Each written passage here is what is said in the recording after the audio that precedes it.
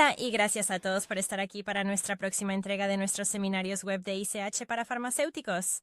Soy Katie Gatwood. Hoy moderaré la sesión y estoy muy emocionada de tener con nosotros a la doctora Sarah Marion Hayes.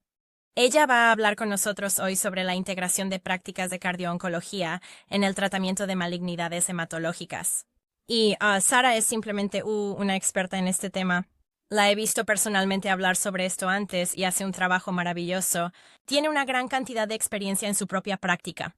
Ella es una especialista en farmacia de hematología y oncología certificada por la Junta en North Memorial Health en Minnesota. Y de hecho ha realizado varias presentaciones sobre este tema, como mencioné, y también ha creado rotaciones virtuales en cardio-oncología para farmacéuticos en todo el país.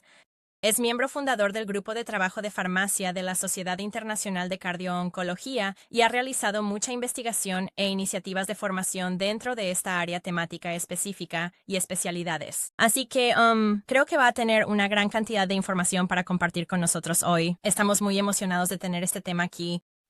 Y antes de cederle la palabra, solo un recordatorio. Por favor, escriban cualquier pregunta que tengan en el cuadro de preguntas y respuestas durante la presentación y las revisaremos y abordaremos al final, después de que ella termine.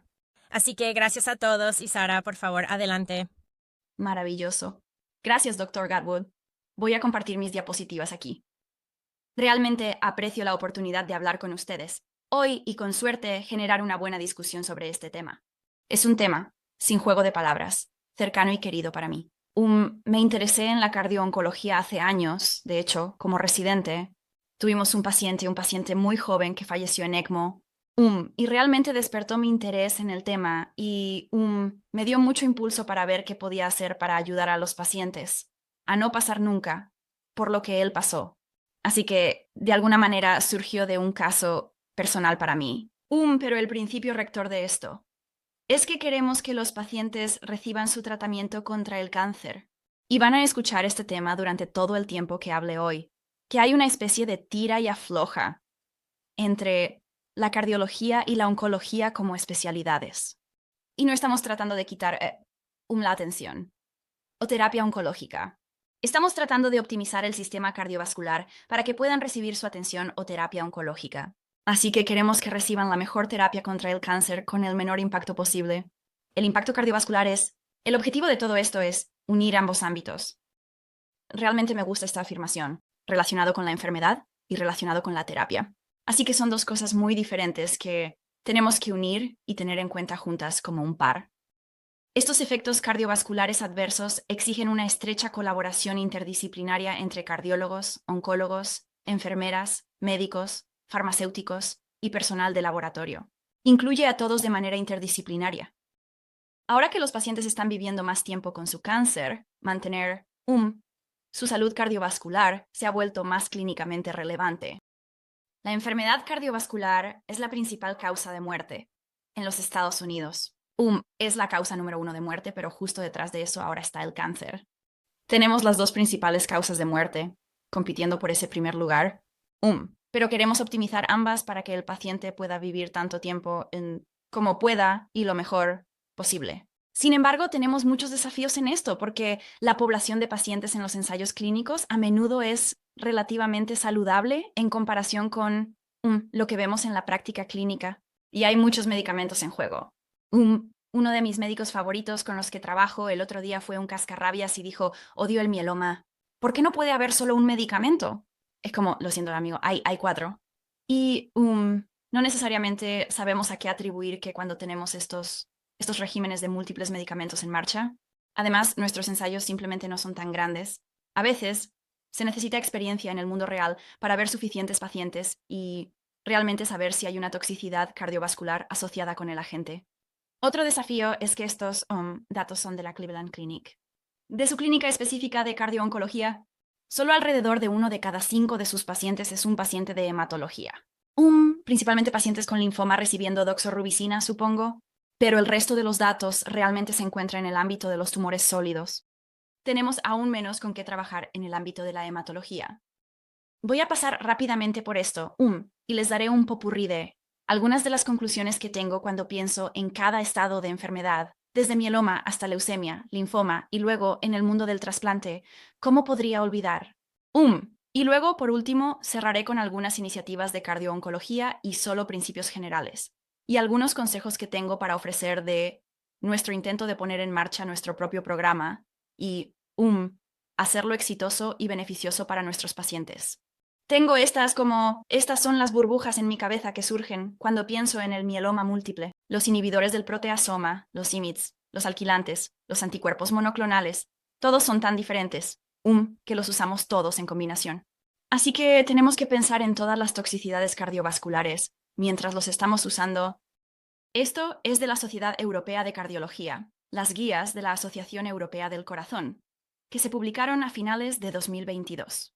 Ahora es difícil creer que ha pasado tanto tiempo, pero son un conjunto de guías hermosas, muy grandes, muy extensas y exhaustivas que recorren todas las diferentes clases de terapia cáncer y sus recomendaciones sobre cuán grande es el riesgo de darle a este paciente esta terapia. Y luego, ¿qué tipo de monitoreo debería hacer qué debería hacer respecto al aspecto de cardiooncología de su cuidado? Y tienen estos gráficos donde estos dianas representan el riesgo de cada toxicidad cardiovascular junto con los diferentes agentes. Así que cuanto más grande es la diana, mayor es el riesgo. Así que intenta, ya sabes, si necesitas entrecerrar los ojos, hazlo. Pero intenta realmente enfocarte en las dianas más grandes, como el melfalán. Sabemos que es el régimen de acondicionamiento más arritmogénico que tenemos. Sabemos que la lenalidomida causa coágulos. Sabemos que el carfilzomib está asociado con hipertensión e insuficiencia cardíaca. Y que con nuestros MABs estamos observando hipertensión. Pero, ¿son los otros agentes o son los MABs? No lo sabemos, pero estas son las cosas importantes a las que prestamos atención. Por supuesto, con nuestros IMiDs tenemos este gran riesgo de coágulos. Y el problema es que ya tienes este estado proinflamatorio con el mieloma. Luego añades la inmunoterapia y obtienes todas estas citocinas en este estado inflamatorio, y entonces tienes un riesgo adicional de coágulos. Así que saqué esto directamente del prospecto de Estados Unidos. Lo revisé anoche para asegurarme de que no hubiera actualizaciones. Y puedes ver aquí, los TEP son muy comunes. Así que profilácticamente usamos nuestro puntaje guardado. Usamos el puntaje IMPEDE para evaluar el riesgo de nuestros pacientes. Así que la coagulación es lo que consideramos con esto. Sin embargo, con los inhibidores del proteasoma estamos pensando mucho más en las toxicidades cardíacas. Así que la insuficiencia cardíaca congestiva, curiosamente, en la literatura sobre bortezomib, dice que cualquier trastorno cardíaco relacionado con el tratamiento en 8%, y eso es una advertencia en el prospecto del paquete. No estoy sacando eso de la parte más profunda del prospecto del paquete, lo estoy sacando de las advertencias reales con el agente, y mientras que con carfilzomib tenemos un riesgo de VT, riesgo de arritmia. De nuevo, ¿es esto atribuible al carfilzomib o a otro medicamento? No lo sé, pero cuando llegas a isasomib casi no tienes orientación, solo edema periférico como advertencia. Así que de nuevo, hay tanto sucediendo en el mieloma que realmente es difícil saber a qué atribuir cada cosa. Pero estos son riesgos que tomamos con estos agentes y luego con nuestros anticuerpos monoclonales. CD38 es principalmente lo que veo en la práctica clínica. De nuevo, tenemos estas combinaciones. Dicen que la hipertensión está en cualquier lugar entre el 20%, 30, 40%.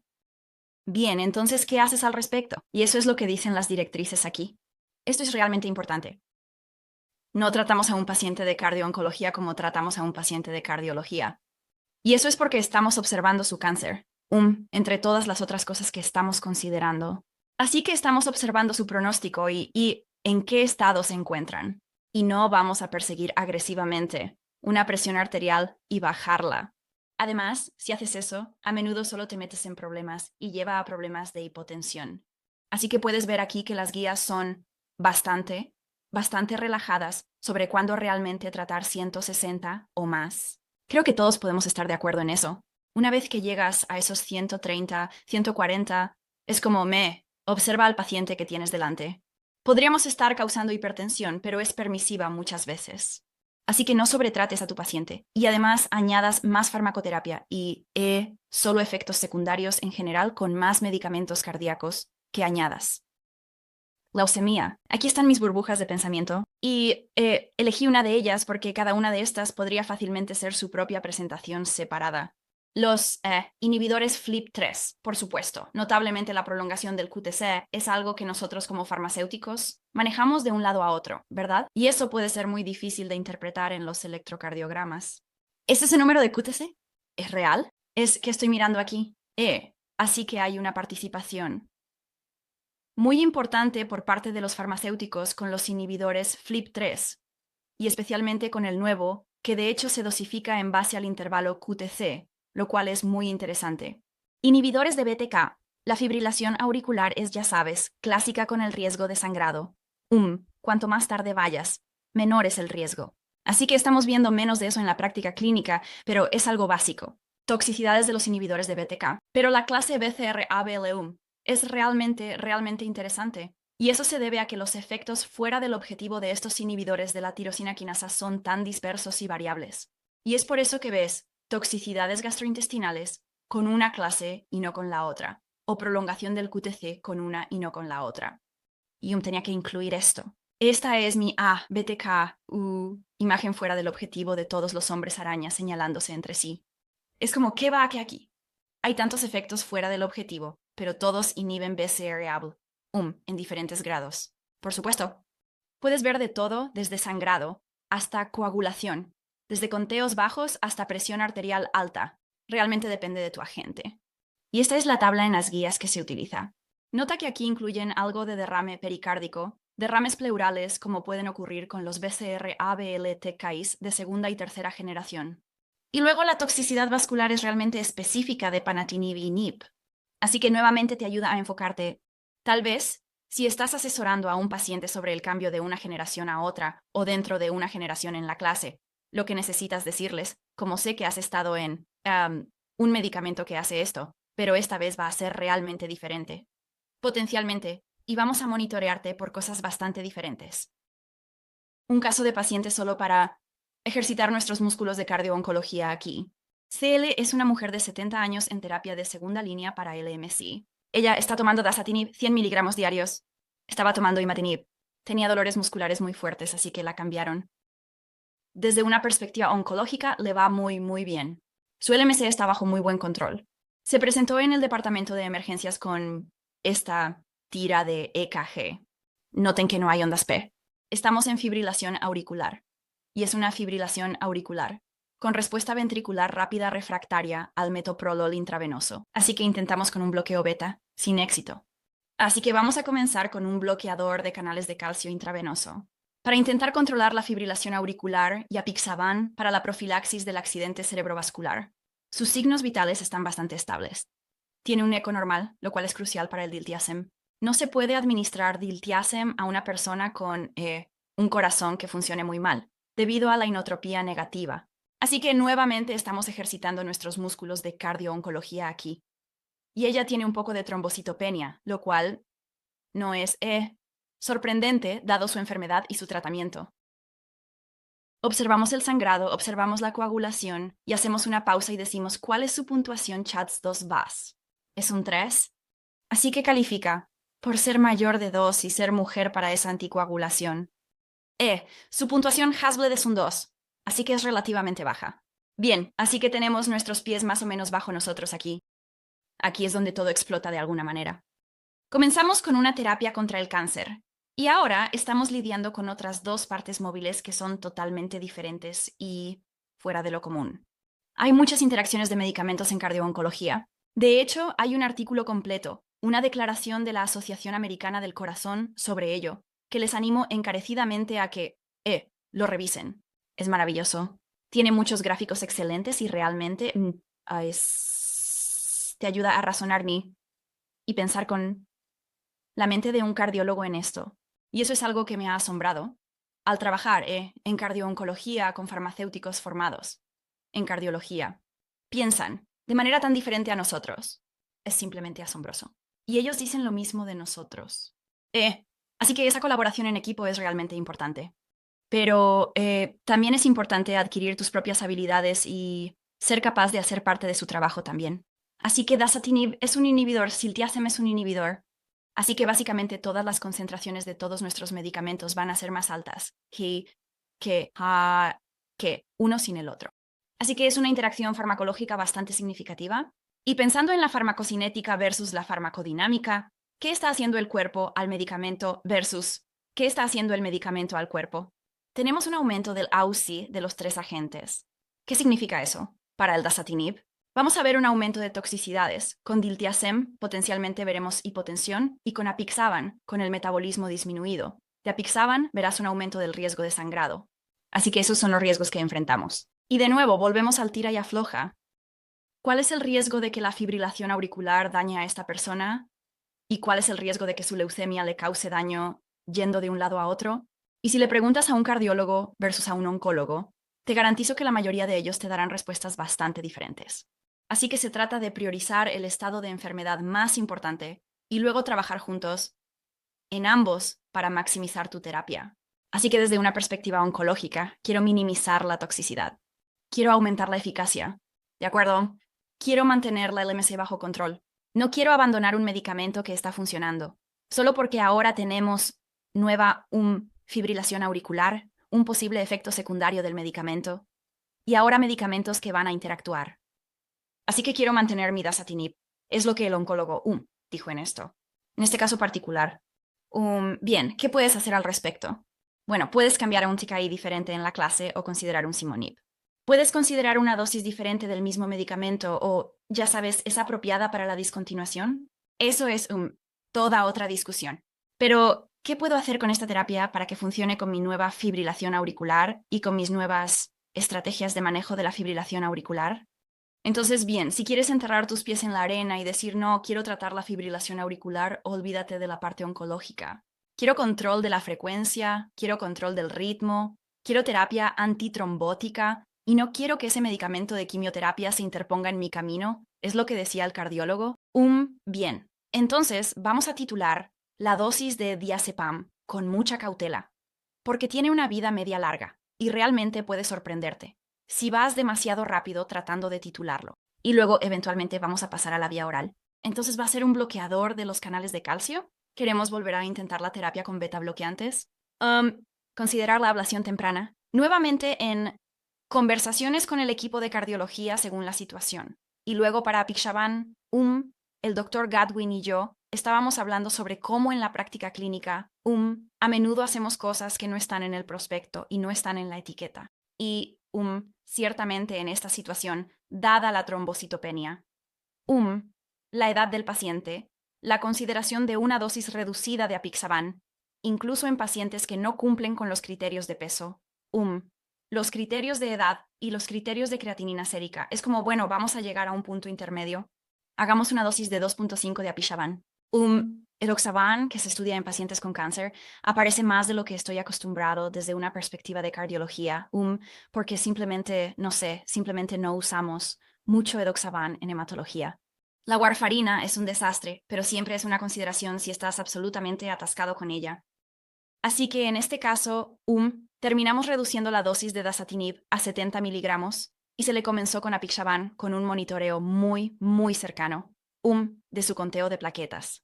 Comenzamos semanalmente y luego nos sentimos algo cómodos estando en los 50, 60. Y por supuesto mantuvimos un monitoreo muy, muy cercano de su terapia para el MC para asegurar que la nueva dosis de dasatinib fuera apropiada. Así que no hay una respuesta correcta aquí, pero tuvimos que ceder y tomar en todas las diferentes áreas de su cuidado y realmente trabajar juntos. Realmente me sorprendió esto, que durante el tratamiento del cáncer la fibrilación auricular es más común realmente, incluso en las malignidades hematológicas, que en las sólidas. Y no sé si hubiera adivinado esto porque creo que simplemente vemos muchos más tumores sólidos. Así que esos son los que generalmente vemos con estos anticoagulantes orales directos y demás. Pero es muy común en estas malignidades hematológicas, más prominentemente en el mieloma múltiple, seguido por la leucemia, seguido por el linfoma no Hodgkin. Pero quiero decir, es una incidencia muy alta. Es casi la mitad de los pacientes mayores de 80 años que verás con fibrilación auricular, lo cual supongo que cuando pienso en nuestra población de pacientes tiene sentido. Es solo que este gráfico realmente me impactó. No había pensado en ello tan profundamente y pensé que era realmente interesante. Para el linfoma, no puedo creer que aún no haya mencionado las antraciclinas, ¿verdad? Todos están como, ¿no se supone que esta iba a ser una charla sobre antraciclinas? No, estamos a mitad de la presentación y recién ahora estamos mencionando las antraciclinas porque, son las más estudiadas a fondo. Sabemos más sobre ellas. Así que quería añadir algunas otras cosas divertidas antes de eso. Por supuesto, las antraciclinas son un fármaco sucio de la oncología. Tenemos miocitos siendo arruinados, tenemos mitocondrias siendo arruinadas, tenemos especies reactivas de oxígeno causando estragos. Y es simplemente los fármacos sucios de la oncología con realmente cada mecanismo que puedas imaginar. Atacando al corazón, lo cual es genial. Para combatir el cáncer, pero realmente malo para el miocardio. Usamos este límite de 400 miligramos por metro cuadrado cada vez más y más. Estamos viendo 250 como un buen punto para pausar y detenerse a pensar. Estamos en un riesgo bastante decente de cardiotoxicidad. Personalmente creo que eso es incluso un poco demasiado alto. Porque nuestros pacientes con cáncer de mama están recibiendo 240 con ACQA y vemos mucha miocardiopatía por terapia contra el cáncer en esa población de pacientes. Pero 250 se está mencionando mucho ahora, pero existe esta toxicidad tardía, que probablemente sea un indicador de que había mucho más daño ocurriendo detrás de escena, durante mucho tiempo que simplemente no detectamos. Y luego finalmente se manifestó como insuficiencia cardíaca aguda. Luego está también este shock, este realmente rápido, a menudo reversible, inducido por antraciclinas, que puede ocurrir muy temprano en la terapia. Y de nuevo, eso suele ser reversible. Es como si el corazón simplemente hubiera recibido un golpe, así es como lo pienso. Así que hay estos dos tipos diferentes y tienes que distinguir, pero realmente no se distinguen en los ensayos clínicos. Así que necesitas tener eso en cuenta cuando estás mirando los datos y las tasas y demás y lo que dicen Y lo que dicen en las directrices es que estás haciendo esta evaluación de referencia. Así que antes de tocar al paciente estás haciendo todo esto. No estás esperando a que desarrollen insuficiencia cardíaca y no estás esperando a que se queden sin aliento después de 3 ciclos. Estás haciendo esto desde el principio. Y, honesta, es fácil para mí decirlo. Y te diré, por experiencia personal es muy difícil de hacer. Los oncólogos ya tienen suficiente con lo que lidiar. Y se quejaron. Y lamentaron cuando añadimos esto a nuestros planes de tratamiento en el expediente médico, porque son más análisis para el paciente, más análisis para que ellos hagan seguimiento. Ya sabes, el seguro siendo un problema porque no quieren cubrir. La evaluación de la deformación longitudinal global en el ecocardiograma. Solo quieren cubrir, ya sabes, su estándar. ¿Qué es sin la deformación longitudinal global? Es como un 50-50, las reducciones de seguro que obtenemos de eso. Es solo añadir más, pero es tan importante. Y realmente tuve que presentar un caso a nuestros oncólogos para decir, miren, estas son las tasas de insuficiencia cardíaca y por eso esto es beneficioso para nuestros pacientes, para darles el porqué detrás. Estamos haciendo todo esto desde el principio, para que podamos tomar medidas adecuadas desde el principio. Para mitigar el riesgo cardiovascular. Esto también proviene de las guías. Y he mencionado esto varias veces. Creo que es realmente interesante cuando comienzas a usarlo en la práctica clínica porque la mayoría de nuestros pacientes son como de riesgo medio al menos. Tenemos muy pocos pacientes de bajo riesgo. Muchos de ellos son de alto o incluso muy alto riesgo. Y no es frecuente en la práctica clínica, no trabajando en pediatría. Aclaración. Trabajando en la población de pacientes adultos. Que veas riesgo medio bajo. La mayoría de las personas están a un ritmo bastante decente. Quiero decir, solo mira la edad, más de 65 años los coloca en un riesgo medio. Así que es la gran mayoría de nuestros pacientes a los que estamos estratificando el riesgo como medio o alto. Y eso ha generado varias derivaciones a cardiología, más que varias. Muchas derivaciones a cardiología para intentar optimizar su salud cardiovascular desde el principio. Antes de golpear su corazón con una antraciclina. Derivación a cardiología, literalmente tenemos esto en nuestro plan de tratamiento porque nuestro oncólogo dice, no sé cuál es el límite, no sé cuál es ya sabes, qué arritmia versus, solo dime qué necesito hacer. Así que puse esto en nuestro plan de tratamiento muy claramente para poder decir, mira, esto es solo cuando derivamos. Y esto es directamente de las guías. Y así se les hace fácil. Es como literalmente ahí mismo para que lo lean. Y este es el tipo de monitoreo que recomiendan las guías. Así que si tienes un paciente de bajo riesgo, estás haciendo todo eso desde el principio, tal como dije. Pero una vez que entras en el medio y alto riesgo es cuando comienzas a incorporar los biomarcadores, la troponina, el BMP. Estos valores del laboratorio se vuelven complicados antes de que el corazón del paciente muestre signos estructurales de daño. Así que son signos muy, muy útiles para poder prever, de acuerdo, esta persona está potencialmente en riesgo de insuficiencia cardíaca o tal vez desarrollando una cardiomiopatía temprana. Y luego con un paciente de alto riesgo, un eco. Cada otro ciclo es lo que se recomienda. A menudo veo no solo, pero ya sabes, ciclo. Al final del ciclo 3 se repetirá y estaremos a mitad del CHOP o lo que sea. A veces es difícil que el seguro incluso esté de acuerdo con esto. Y para muchos oncólogos esto se siente muy agresivo. Por eso es útil si estás, por ejemplo, en un gran centro, si tienes un cardio-oncología, programa con un cardiólogo manejando esto para aliviar un poco esa carga del oncólogo. Puede ser un verdadero placer tener eso gestionado. Y luego las directrices dicen aquí qué haces con esta información. Lo separan en asintomático y sintomático. Y ten en cuenta que la definición de insuficiencia cardíaca es bastante diferente entre CTCAE frente a AHA frente a ahora ESC, que es específicamente para cardio, oncología. Y tienen todas estas recomendaciones donde está bien, puedes continuar si estás en 50 y por encima. Ese es el número que vemos mencionado todo el tiempo. Interrumpes si tienes una reducción más significativa de la FEBI, entonces cuando estás sintomático es como, está bien, mira al paciente frente a ti. Interrumpe. Deja de usar la terapia. Para la insuficiencia cardíaca, obviamente, si están sintomáticos o es grave. Y luego puedes añadir cosas para la profilaxis de más daño cardíaco. Pero las directrices, de nuevo, son directrices. Y yo, muy a menudo me encuentro con, está bien, veo lo que está en el papel aquí, pero su cáncer los va a matar. Así que necesitamos seguir adelante. Así que es cuando realmente nos ponemos serios y decimos, hey, cardiología, ven a darnos una mano aquí. Estamos procediendo con esta terapia cardiotóxica en una situación de muy alto riesgo. Riesgo versus beneficio, ¿verdad? Interrumpiste la terapia y ahora, ¿qué? Bueno, aquí es donde realmente entra en juego la parte de cardiología. Primero optimiza su terapia para la insuficiencia cardíaca y en casi todos los ensayos, ya sea en el manejo de esto o en la prevención de esto, vas a ver inhibidores de la ECA y beta bloqueantes.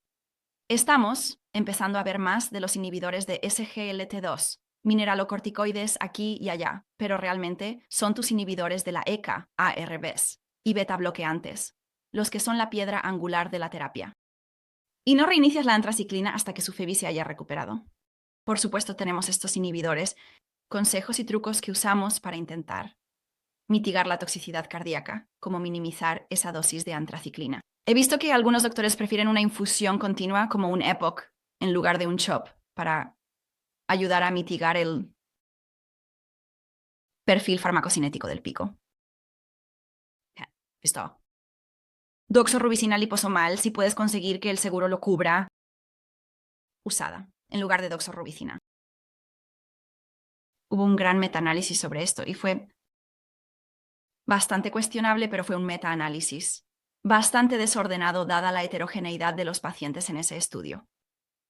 Y luego se añade dexrazoxano. A veces me preguntan, ¿sabes? ¿Puedo usar dexrazoxano con una infusión continua como un EPOC? Y no hay datos para ello. Realmente no tiene sentido. El objetivo es que estás administrando el dexrazoxano y rápidamente después de eso, administrar la antraciclina. No sé, tampoco quieres minimizar la eficacia de tu terapia contra el cáncer. Así que, los datos para el dexrazoxano son principalmente en pediatría. Y de nuevo, muy, muy desordenados. Así que, lo veo. No puedo darte los datos. Si mi vida dependiera de ello. Y luego muy cerca, el monitoreo cardíaco sigue siendo muy importante, obviamente, cuando reinicias una antraciclina. Por último, aquí, solo quería adentrarme un poco en el mundo del trasplante y estas burbujas que surgen en mi cabeza. Y esto, como mencioné al principio de la presentación, es realmente, realmente complicado también porque tienes la toxicidad cardiovascular del propio trasplante y todo lo que está sucediendo con el trasplante, además de los medicamentos. Así que esto puede ser realmente difícil de desentrañar. Por eso todo lo que vas a ver aquí se trata realmente de ese riesgo combinado de cosas, que pone a tu paciente en alto riesgo. Esto es directamente de las guías, nuevamente las guías de la ESC. Los trasplantes halogénicos, mucho más propensos a ver toxicidades cardiovasculares temprano, lo cual consideran dentro de los 100 días del trasplante y luego más adelante también. Y esto tiene sentido por todo tipo de razones, ¿verdad? Mucho mayor riesgo. Procedimiento. Y tienes todos estos como inhibidores de calcineurina a bordo, causando todas sus propias toxicidades cardiovasculares después del trasplante. Así que tiene mucho sentido. Enfermedad preexistente, eso es como un douche o factores de riesgo. Esta radioterapia, la terapia de radiación, es un factor enorme. Y como farmacéutico, obviamente no lo entiendo muy a fondo, pero realmente influye incluso décadas después. Por ejemplo, si tienes un paciente que tuvo un linfoma de Hodgkin y 2 décadas después desarrolla un cáncer de mama, es un factor de riesgo muy grave, desafortunadamente. Esta es la doxorubicina 250 de la que te hablé, o el equivalente. Y luego TBI, alquilantes, en particular ciclofosfamida, melfalán, causando más arritmias que cualquier otra cosa, y luego GBH, causando ese ambiente inflamatorio, protecelular. Puede ser muy duro para el endotelio, por lo que se pueden ver muchas toxicidades vasculares, en particular con el desarrollo de GVHD.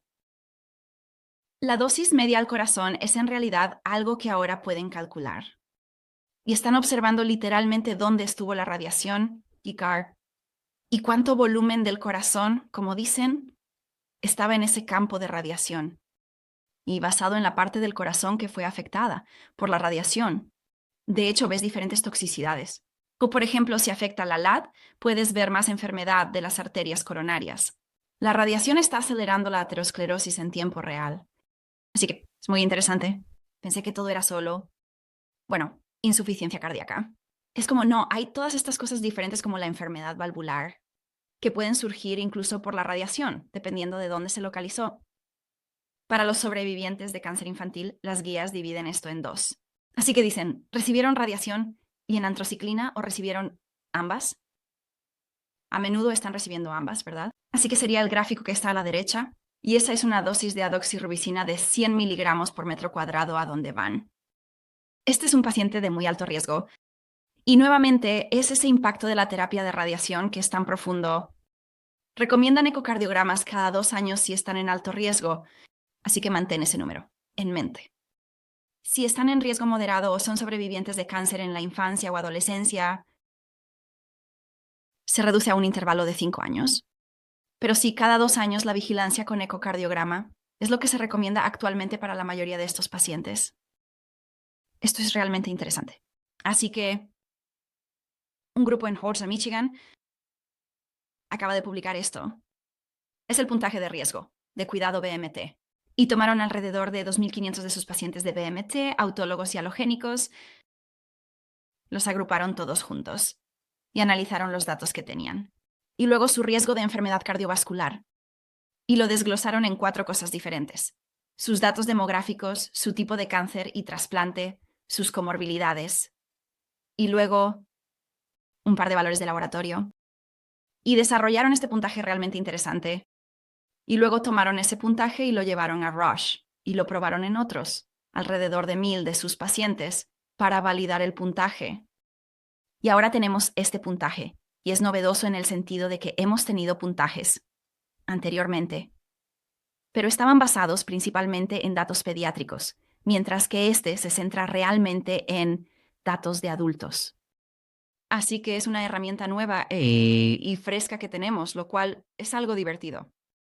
Y de nuevo, la mayoría de nuestros pacientes van a ser de alto riesgo, ¿verdad?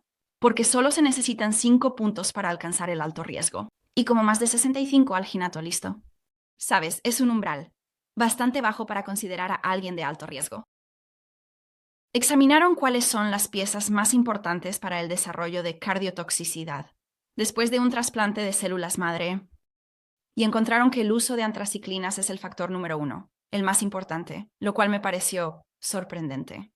Pensé que tal vez uno de los otros habría estado en competencia por el primer lugar allí, especialmente el tipo de trasplante. Sé que está justo por debajo, pero la edad, pensé me estaría mucho más arriba.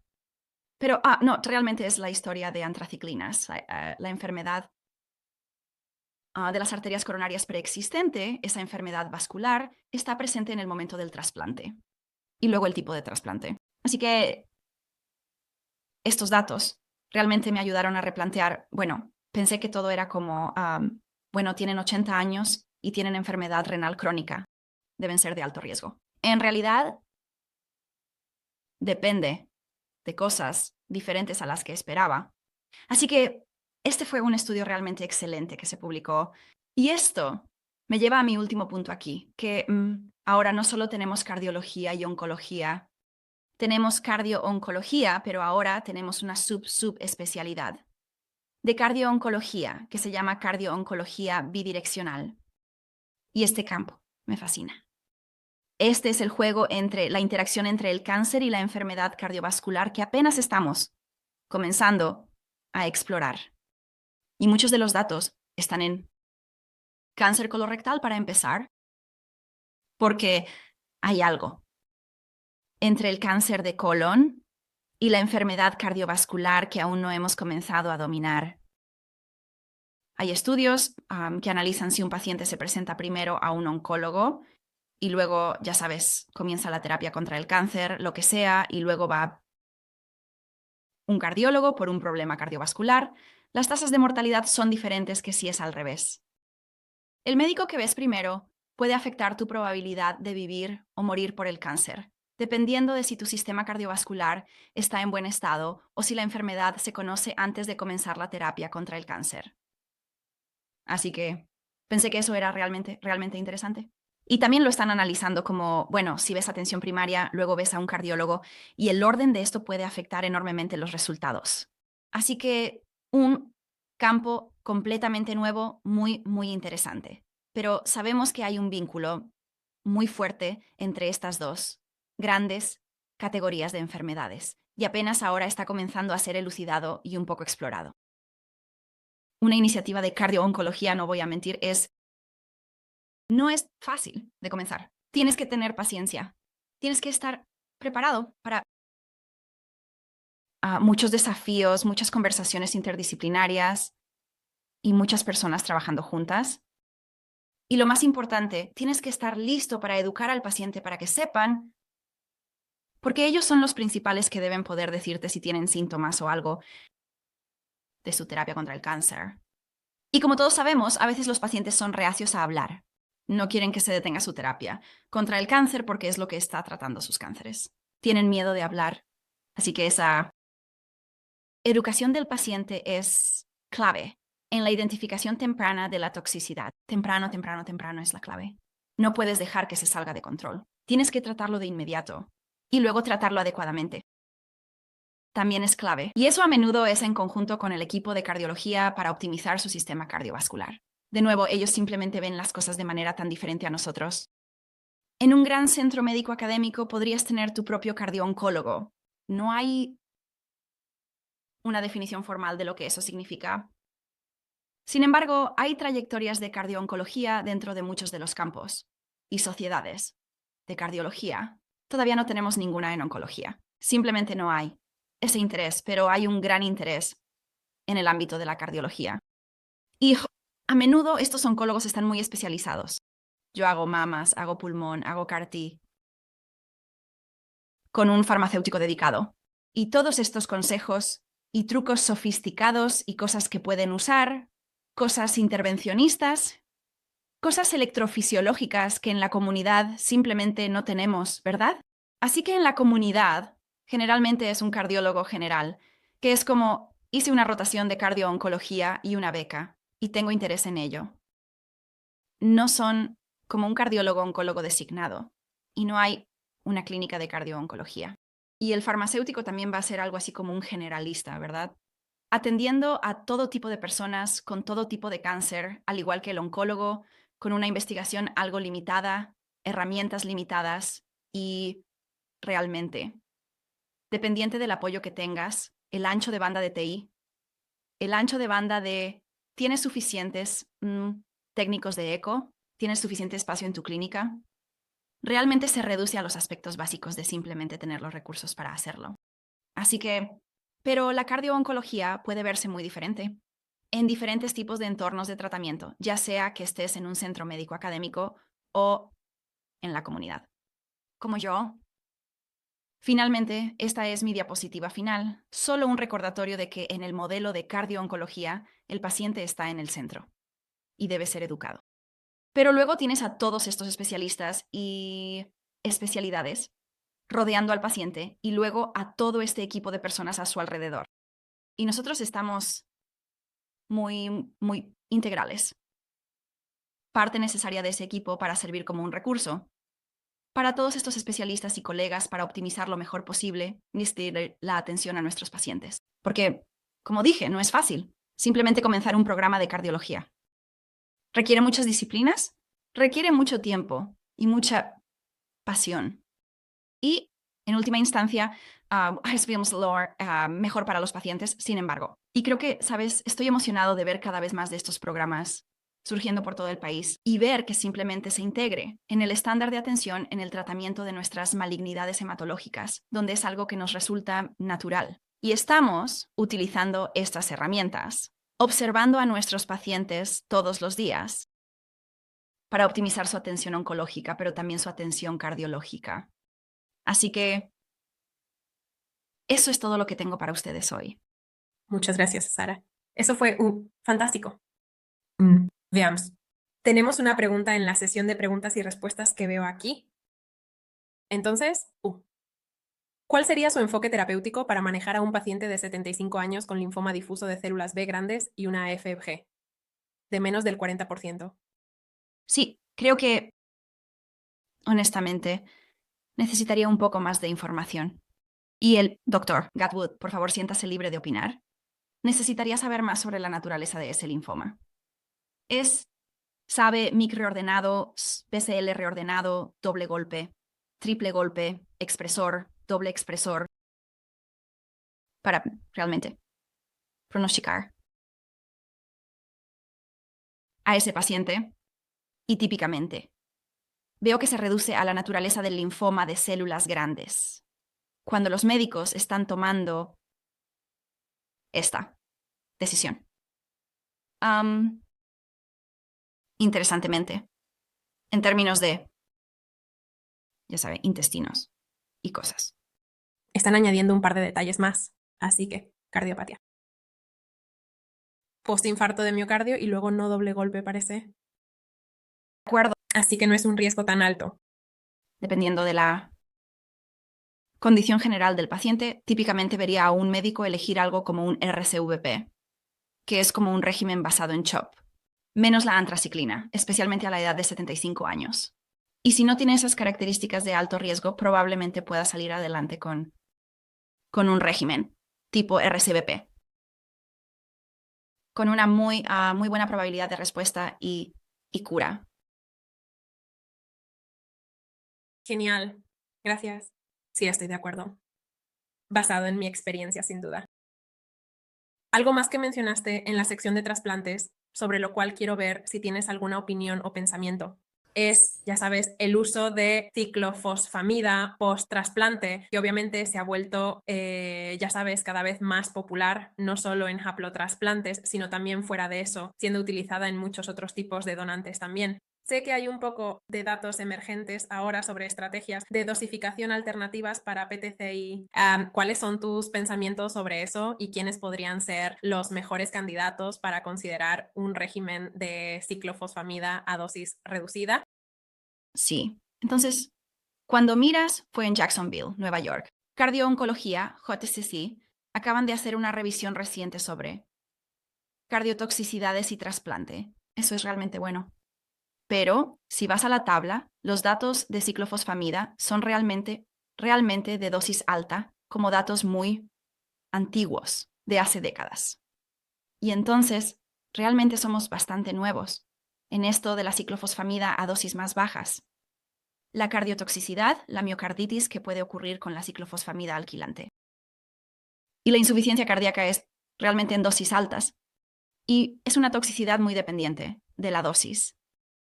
Así que hay 3 ensayos que han examinado el PTCI. 2 de ellos dijeron que no hay miocardiopatía asociada con ello. Y uno de ellos encontró un riesgo potencial de aumento del riesgo de cardiotoxicidad. Así que está muy mezclado. Y no tenemos muchos datos. Pero hasta ahora el consenso general de los autores es que probablemente sea seguro a la dosis que lo estamos administrando. Así que, solo porque es una dosis tan reducida. Y tuvimos 2 ensayos negativos.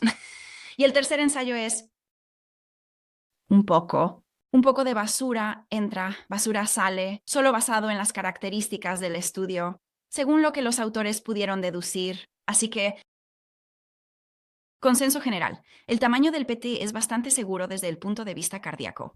Perspectiva. Genial. Creo que eso es realmente tranquilizador. Creo que mucha gente está, ya sabes, preocupada por eso, especialmente a medida que lo estamos usando más y más. Así que, genial. Mucho. Creo que eso es todo lo que tenemos en cuanto a preguntas y respuestas. Así que creo que podemos terminar. Nuevamente, realmente apreciamos que te tomes el tiempo para estar con nosotros y presentar toda esta información tan valiosa. Así que, muchas gracias, Dr. Hayes. Gracias. Que tengas un excelente resto del día. Gracias. Sí, tú también. Gracias. Adiós.